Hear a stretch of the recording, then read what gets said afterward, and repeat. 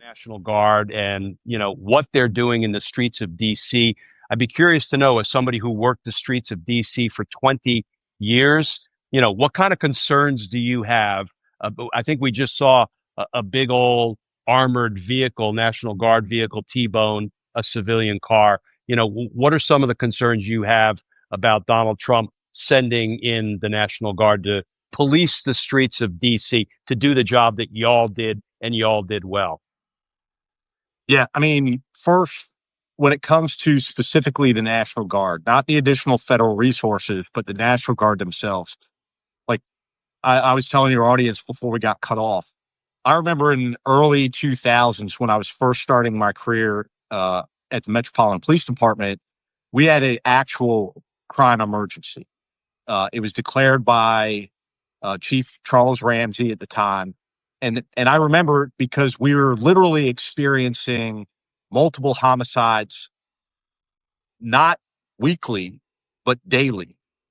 We were having shootings not daily but hourly, and so there was a real need for some type of supplemental, uh, you know, resource to come in and help the Metropolitan Police Department tackle this problem.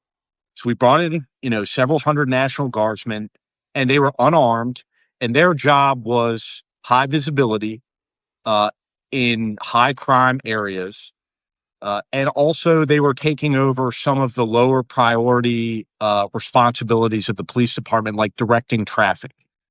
And so that freed up resources within the department to go out and conduct law enforcement activity uh, and try to quell the problem. And I think it lasted for about 2 weeks, if I remember correctly, and then they were gone. This is a whole other issue. Now, there is crime in the District of Columbia. As someone who spent 2 decades policing there, I think that I can speak to, what I believe is a crime emergency, and it certainly was not something that we were experiencing. Uh, the federal resources, I think, are meaningful in that, you know, the Metropolitan Police Department is overworked and understaffed. And so bringing them in to help with law enforcement activities uh, is a positive thing if they're used appropriately. The National Guard, this is all theatrical. First of all, the vast majority of them, from what I've seen, in and around Washington D.C., are deployed on places like the National Mall and Union Station. In fact, the other day I was driving past the World War II Memorial and approaching the Lincoln Monument, and there were probably 50 National Guardsmen just kind of milling about, walking around. All of them, slung over their shoulder were their M4s, and it just they looked absurd, and I got the impression that they felt absurd walking around that way. And it's shameful to use people who signed up to put their lives on the line, whether it's in some type of catastrophic domestic event, or potentially to be brought up as active duty military and sent overseas to fight America's wars. To have them out there picking up trash, doing landscaping, or just walking around with an AR-15 slung over your shoulder in the middle of the National Mall, where absolutely nothing is happening other than people out there uh, jogging, taking in the sights, enjoying the day. It's just it's all theatrics, and it's to those who oppose this administration. It is meant to intimidate them and to scare them into submission. Mike, it's such a great frame of reference that you have, that you share with us, that, you were there when there was a crime emergency. I mean, I was there starting in the early 90s. I didn't start in Yeah. homicide until 97, but man, we had so much work to churn through, murder cases that had been open that were being closed. When you have multiple homicides in a week, sometimes more than one a day. What we both know is that the homicide detectives are always working the fresh cases, right? And some of the stuff that should have been done on the earlier cases tends to fall by the wayside because, listen, MPD never had enough homicide detectives, in my opinion. Now, this comes from a career homicide prosecutor, so we always wanted more resources because death is different. Death is different. I there are lots of crimes that impact victims in horrendous ways, but death is different. Death is final, and we feel an obligation to do whatever we can to bring justice to the dead and their surviving family members. And it's interesting that you've seen a crime emergency when you were out there in the streets. And that was a time when perhaps federal resources were needed. The National Guard needed to be activated. As you say, part of it is just a high visibility thing to try to deter crime just because they're out there. Uniformed folks are out there. But, what we didn't have these days, presently, is a crime emergency. Indeed, MPD's stats, as published by DOJ in January, indicated crime was down. So we know this is nothing more than Donald Trump flexing his dictatorial muscle, right? Trying to show that he's a big man because he can deploy soldiers to the streets of Well, Washington, D.C. right. And I mean, the other component there is, because I have these conversations daily, and a lot of people point to the juvenile crime problem that exists in the District of Columbia, and that is a fact. There is a problem there, and unfortunately, a lot of the blame lies at the feet of the city council for their approach to, diversionary programs for juvenile offenders rather than real accountability. But what is the National Guard going to do to quell that problem in the long term? I mean, obviously, if you flood the streets with police officers and armed National Guardsmen and put them on every street corner, crime is going to go down, but it's going to be temporary because the moment that they're gone, uh, it's going to come back. And, my question to those people is, A, do you want to live in a country in which on every street corner there's a National Guardsman with an AR-15? And B, do you want to live in a country in where the president of the United States can usurp local authorities and essentially dictate to them how they are going to handle these types of problems, and also take away their authority over or the autonomy of the Metropolitan Police Department or any local police department? And if their answer is yes, Glenn, I remind them the fact that the pendulum always swings both ways, and eventually this administration will be gone. And will they be okay with, let's say, a Democrat president who doesn't like how the police are acting in a certain area, decides, you know what, I don't care what the residents of that state, of that city, feel about the policing. If they might like it, I'm going to come in there and I'm going to change things dramatically. And that whole heart, of course, the response is always absolutely not. That's not what I want. And so that's really, it's about, there's the intimidation aspect of this, but then there's the Donald Trump being an authoritarian and going in and usurping local, democratically elected leaders and saying, "Nah, I'm in charge here. I'm I'm the executive. I'm the head law enforcement officer, and I'm the head of the military. I'm the commander in chief. I'm all the things." And now he's looking to replicate that in other jurisdictions. And I hope that the more his abuses ratchet up, the more it galvanizes opposition among the people, because at the end of the day, that's what it's going to take. It's going to take we, the people. I mean, this is all, it's all frightening, but there are things that are happening. I mean, I was reading this Washington Post article the other day, and it focused in on, take for example the guy that threw the Subway sandwich at the officer, and the U.S. Attorney's office was trying to indict him for multiple felonies in federal court. They couldn't get the indictment. Yeah. And so, the people do have the power. At the end of the day, they can't be, this administration doesn't get to be the judge, jury, and the executioner. They've got to push their bullshit through a grand jury or a jury of citizens. And, the citizens didn't buy that. I have heard now he's been charged with a misdemeanor. And listen, like at the end of the day, throwing a Subway sandwich at a police officer can't condone that behavior. Right. I understand it. I understand the anger and the resentment towards their presence, but it is a violation of the law, and a misdemeanor charge is probably appropriate. But the people stood up. And then the other cases that I've heard is, we've got this flood of federal agents coming in. And I mean, it's very clear to me that, there's an efficient and an effective way to employ those resources.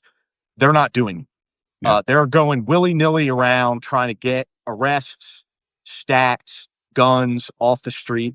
And one of the things that I found, very profound was this judge. You might be familiar with him. His name escapes me. If you remember the case, shout it out, because I knew him. And he was not somebody I would say was a conservative judge, but he was a government-friendly judge in my time as a police officer. And he said that it was a gun case, a felon in possession case. This was the most aggressive and egregious violation of this defendant's Fourth and Fifth Amendment rights that I've ever experienced, not only in my time as a judge, but it's my time as a federal prosecutor before that. And he threw the case out. And so what is the point of having these resources come in here if they're not going to adhere to the Constitution and make prosecutable cases? It's a big waste of time. It's a big waste of money. And you're doing absolutely nothing. You can make 1,000 bullshit arrests, but at the end of the day, you're having no effect on crime in the District of Columbia because those people are going to be out because you didn't adhere to the rules. Yeah. And I'm glad you raised the guy who threw the Subway sandwich at the police officer, because that was the last area I wanted to ask you about. Thank goodness we have the grand jury to serve as a check on prosecutorial overreach and abuse and misconduct. Janine Pirro doesn't know what the hell she's doing in my old office. I was in that office for decades. I was in the grand jury daily. I was in court, both Superior Court and federal court, constantly. And what we all instantly knew, Mike, when we saw the video of that DOJ paralegal so frustrated and incensed at the fascism that Donald Trump was bringing to the streets of his city, our nation's capital, and his frustration, got the better of him, and he threw a sandwich at a police officer into his bulletproof vest. First of all, we all know, because we lived this stuff in DC for decades, that's a misdemeanor assault. That is not an 8-year felony assault. It is an assault. More technically, it's a battery. Unconsented to touching with either your hand or you throw something at an officer, that's a battery. It's a violation of the law. And I would not suggest that this guy shouldn't be held accountable for that misdemeanor conduct. But when Janine Pirro sends prosecutors into the grand jury 4 times in 2 cases, Mike, first of all, grand juries don't no-bill cases. We've all heard that a grand jury will indict a ham sandwich if the prosecutor tells them to. Well, apparently that's not true. Not a Subway sandwich. Right. That's not true. The grand jury sits as the conscience of the community and as a guardrail against Janine Pirro's abuse and overreach. And thank goodness they did it. That is the key word. That is the conscience of the community. Because the point that I was going to make was, I was there when in the aftermath of, George Floyd specifically. Mm-hmm. But, we had this culmination of Michael Brown and George Floyd and a whole host of polarizing incidents involving law enforcement and persons of color. And I remember there was what we termed a runaway grand jury that was failing to indict any case that came before, and it was a RIP grand jury. Now I'm using jargon that not everybody's going to key on to, but we had a rapid indictment program, and that program was mostly for gun and drug cases that didn't have any civilian witnesses, just law enforcement officers. And now my camera's effing up here. Hold on. So just law enforcement officers and the defendants. And so we had a grand jury that wouldn't indict any of these gun and drug cases. And it was because they had lost their trust in law enforcement as a result of all the things, all this egregious behavior that they were seeing. And so, not saying that that's right, not saying that that's what should happen, but my caution to the Metropolitan Police Department, to the officers that are out there that are allowing themselves to be co-opted into this moment without any pushback whatsoever, specifically not the rank and file officers, but leadership. You will inevitably see the same thing start to happen, in which you can't push good casework through a grand jury because you've lost the trust of the community. And that is something that will not be soon forgotten. It is different than that moment that I was describing, in that people are seeing how their police officers, their police department is co-opted into this moment, and that there's no resistance. There's no pushback publicly. And I understand why, but I'm simply telling them that this is something different, and that if they want to continue to work in these communities, that they're going to have to stand up at some point to this type of lawless behavior. Yeah. And grand juries are required to bring a felony charge. Janine Pirro can't charge anybody with a felony absent the grand jury believing, one, there's enough evidence to support the charge, and two, it's the right thing to do. And to have the grand jury 4 times, once in the Subway sandwich thrower case, and 3 times with respect to a woman who stepped between an ICE agent and FBI agent who were trying to take into custody somebody because of their immigration status. And there was pushing and shoving, and that also looked like a simple assault. And they tried to charge her with a felony. The grand jury said no 3 times. So what did Janine Pirro do? She had her prosecutors sign a complaint, and both of those protesters are now charged with misdemeanors. And I'm not saying they didn't commit misdemeanors, because listen, don't throw sandwiches at officers. Don't throw anything at officers. Don't put your hands on officers. Don't step between officers and people they're trying to detain lawfully. Don't do any of that. But Mike, you know what's coming? You know what's coming? A selective prosecution defense in 2 misdemeanor cases. And here's why I say that. Look at how Donald Trump's DOJ is treating these 2 protesters. Yeah. How did they treat the January 6th protesters, rioters, insurrectionists? They pardoned them. Yep. They bestowed enormous gifts on those protesters, but they are selectively trying to go after the 2 that they don't like. That is vindictive, but more directly, these 2 misdemeanor cases are going to become a shining example of the selective prosecution that violates the constitutional due process rights of these 2 protesters. I don't know if they'll win using a selective prosecution defense, but I will bet my full buck, that's my betting limit, that they will both file motions to dismiss based on selective prosecution. And I want the federal bench, the federal judges, to cram down DOJ's throats every dirty prosecution that they bring, because that's going to send a message loud and clear to the public that, look at what Donald Trump's DOJ is doing. I don't think this is sustainable, Mike, what DOJ is doing. I don't think it's sustainable. I think it's all going to come crashing down. Don't know when, how, or how much damage they'll do to we the people in the interim. But so listen, thank you for jumping on. Thank you for January 6th. Thank you for what you continue to do every day. You remain a democracy warrior in a different way now. But I appreciate you very much, brother. Likewise. and I'm always ready to jump on with you, Glenn. So thank you. Thanks, Mike. All right. Bye, We'll buddy. see everybody. Take care.